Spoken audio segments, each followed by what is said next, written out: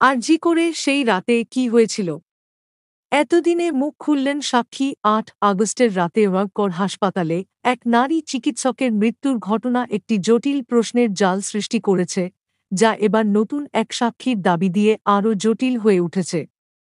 Seminar রুমে চিকিৎসকের মৃতদেহ উদ্ধার হয় এবং পরবর্তীতে জানা যায় যে তিনি নারীদের প্রতি নির্যাতনের শিকার হয়ে খুন হয়েছেন।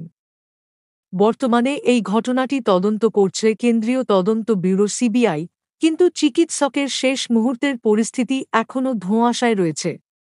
মিঠু দাস, যিনি ওই রাতে হাসপাতালে স্লিপ স্টাডির জন্য ভর্তি ছিলেন, তিনি এসে ঘটনার রাতের কিছু তথ্য তুলে ধরেছেন।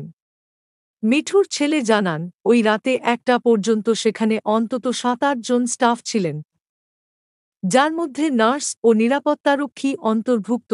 হাসপাতালের স্টাফদের খালি ঘরের দাবি সত্ত্বেও মিঠুর ছেলের বক্তব্য বলছে যে বেশ কিছু মানুষ সেদিন রাতে সেমিনার রুমের আশেপাশে ছিলেন। তিনি বারবার ডাক্তারের সঙ্গে যোগাযোগের চেষ্টা করেন, কিন্তু সাড়া পাননি, যা ঘটনার সময়রেখাকে নিয়ে নতুন প্রশ্ন তৈরি করে। হাসপাতালের স্টাফ এবং সাক্ষীর মধ্যে বিভ্রান্তি তৈরি হচ্ছে, যা হাসপাতালের স্বচ্ছতা এবং দায়বদ্ধতার বিষয়টি সামনে নিয়ে এসেছে। নার্সিং স্টাফদের দাবি ছিল তারা রাতে বিশ্রামে ছিলেন, কিন্তু মিঠুর ছেলে দাবি করেন যে সেমিনার রুমের কাছে আরও অনেক মানুষ ছিল।